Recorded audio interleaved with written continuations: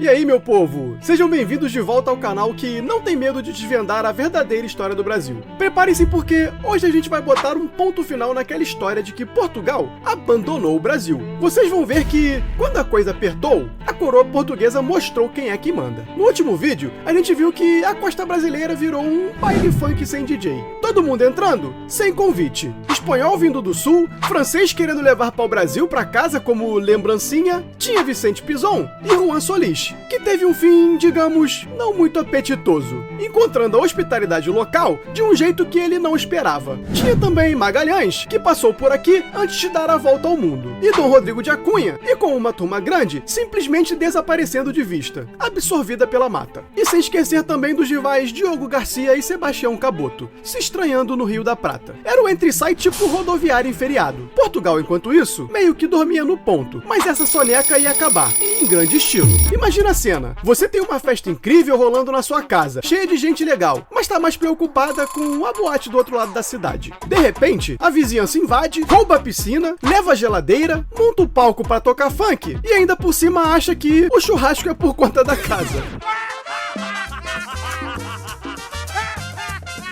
É mais ou menos isso que estava acontecendo aqui no Brasil. Enquanto Portugal estava lá nas Índias, colhendo especiarias e lucros absurdos, o litoral brasileiro virou playground de aventureiro de todo tipo. Mas todo playground, meu amigo, tem um dono. E o dono ia botar ordem na casa. Por quê, meu amigo? Essa festa é brasileira.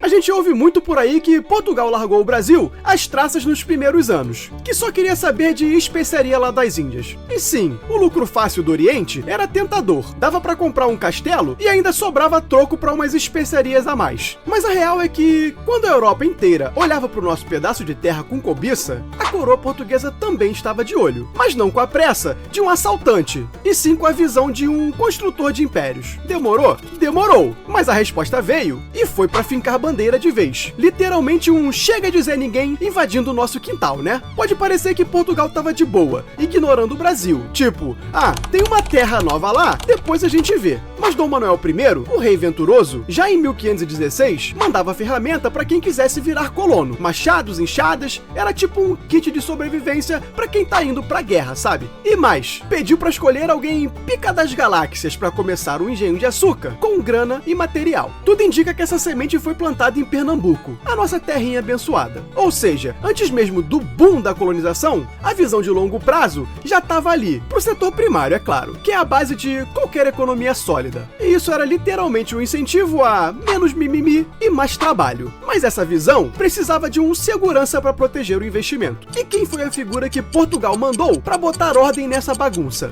O capitão Cristóvão Jacques. Pensa no cara que não aceitava desaforo. Ele veio 2 vezes, tipo um segurança particular do nosso litoral. Desses que quando chegam, o povo já sente o clima mudar. Na primeira viagem, lá para 1516, Jacques chegou patrulhando. Imaginem o caos. Navio francês pipocando para tudo que é lado, espanhol bisbilhotando prata, e Jacques veio para dizer, chega, irmão. Ele reforçou a feitoria de Pernambuco, um ponto estratégico para pau-brasil, e foi até o Rio da Prata, só para mostrar que Portugal estava de olho. Para vocês terem ideia, marinheiros espanhóis, os que sobraram da tragédia de Solis, também encontraram essa feitoria lá em Pernambuco. E o próprio Caboto, que passaria por lá, confirmou, tinha 13 portugueses na feitoria do rei. Sinal que a presença portuguesa já era real, não era lenda, e que de fato existia essa feitoria de Pernambuco.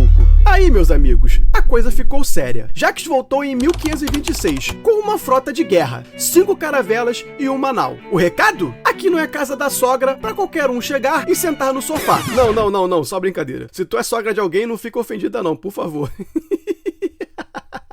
Em 1527, ele pegou os franceses em flagrante, com 3 navios gigantes carregando o nosso pau-brasil. A batalha durou o dia inteiro e no final, os navios franceses afundaram e os prisioneiros foram dar uma voltinha para a Europa. É o que dá tentar ser mais esperto que o português. O recado foi claro, a soberania se defende com unhas e dentes, ou melhor, com canhões. Ele ainda fundou Itamaracá para reforçar a presença e foi o cara que negou passagem pro coitado do Dom Rodrigo de Acunha, aquele que a gente falou no vídeo passado que ficou perdido e sem e-mail. Não, sem e-mail ele já tava, que não existia, né? Jacques, firme e forte, falou: Senhor, aqui é Portugal, e eu não sou agência de viagem, nem correio para te ajudar.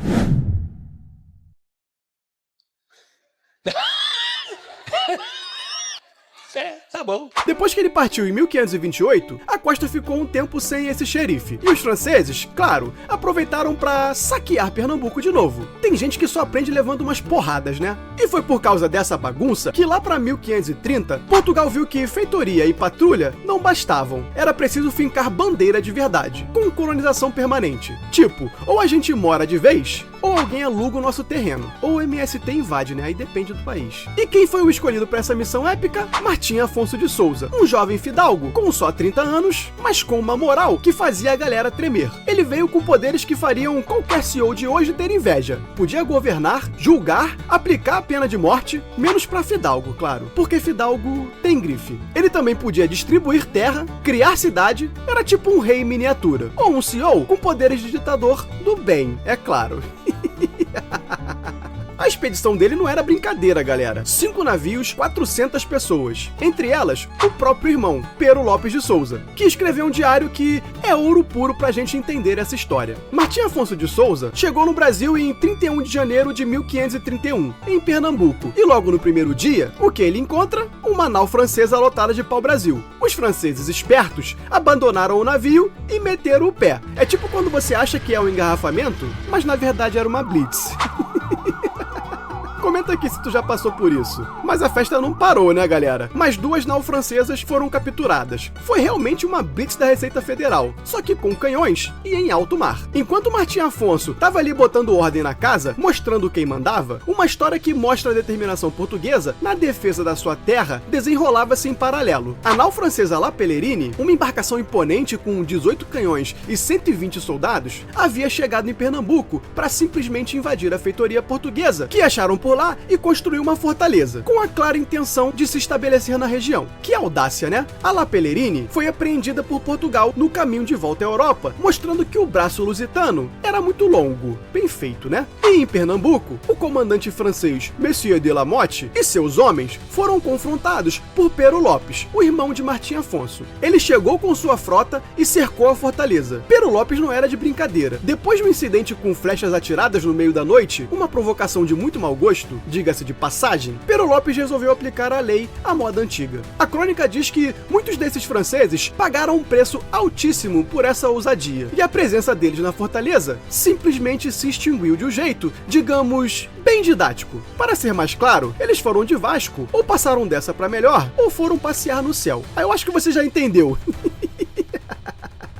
E isso foi uma lição inesquecível sobre quem manda no pedaço. O Brasil tinha dono, e esse dono estava disposto a proteger o que é seu, com todas as forças. Martim Afonso, por sua vez, organizou a frota, mandou gente explorar o norte, queimou o navio francês estragado e ainda incorporou um na sua frota. O recado, vocês trazem um navio e a gente usa para passear, né, franceses? É verdade. Quer dizer, às vezes não. Diogo Leite, um dos homens de Martim Afonso, explorou até o rio Gurupi, mostrando que a ambição portuguesa ia além da beira-mar. Depois de Pernambuco, Martim Afonso parou na Bahia, encontrou o famoso Caramuru, o influencer indígena da época, fez uma social com ele, deixou os degredados de presente, tipo um intercâmbio cultural forçado, pra ver se dava certo. E ainda assistiu uma briga de canoa gigante entre tribos. Do Nordeste, ele seguiu para o Rio de Janeiro, onde ficou 3 meses, construindo forte e bergantins. Mandou uns caras pro interior e a galera voltou com a maior fofoca. Tem ouro e prata pra caramba no Paraguai. Aí todo mundo encheu os olhos, né? Quem disse que o brasileiro não sonha grande? E essa busca por riquezas levou a expedição para Cananéia, no litoral sul, onde acharam os espanhóis meio perdidos. Um tal de Francisco de Chaves prometeu rios de ouro e prata se Martim Afonso desse 80 homens. E é claro que ele deu. Agora chuta aí o que aconteceu com esses homens. Duvido você acertar. Pois é, nunca mais foram vistos. Moral da história: não confie em qualquer um que promete ouro fácil. A história tá cheia desses golpes, não é? E aí, depois disso, numa tempestade no Chuí, a nau capitânia de Martim Afonso afundou. Ele perdeu tudo, galera. Foi tipo um dia de pagamento de boleto. Mas foi nesse desastre que a sabedoria bateu. Essa terra do sul é espanhola pelo Tratado de Tordesilhas. E ainda por cima, é um saco de areia. Então é melhor voltar para onde o sol brilha e a terra é boa. Portugal, com inteligência e pragmatismo, decidiu focar no que era seu e valia a pena. E assim, meus amigos, Mas, em janeiro de 1532, Martim Afonso chegou em São Vicente. O lugar era perfeito, porto seguro, terra fértil e já tinha os europeus por lá, tipo o João Ramalho, que vocês já conhecem, que já estava tipo um morador antigo do bairro. E foi amor à primeira vista, meus amigos. Ali, ele fundou a Vila de São Vicente, a primeira cidade de verdade do Brasil. Construiu Pelourinho, que era o símbolo da justiça, para mostrar que agora tinha lei, né? Também construiu casas, igreja, alfândega, começou a distribuir terra, as Seis Marias, pra galera que queria plantar e construir. E ainda subiu a serra e fundou Santo André da Borda do Campo, na região de Piratininga. Foi ali que assinou a primeira doação de terra oficial do Brasil.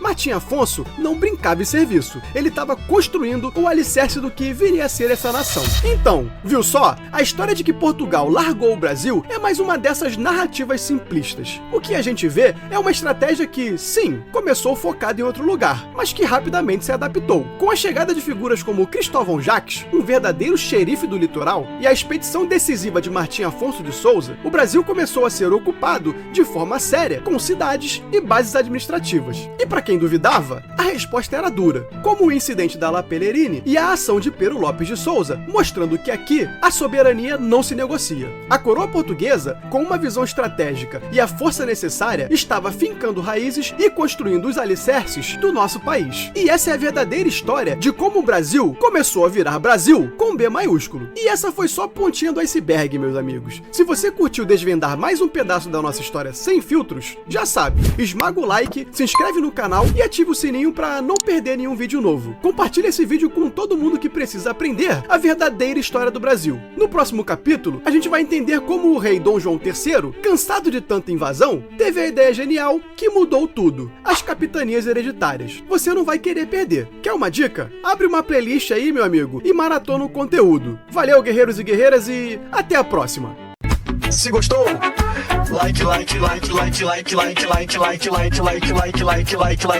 Like.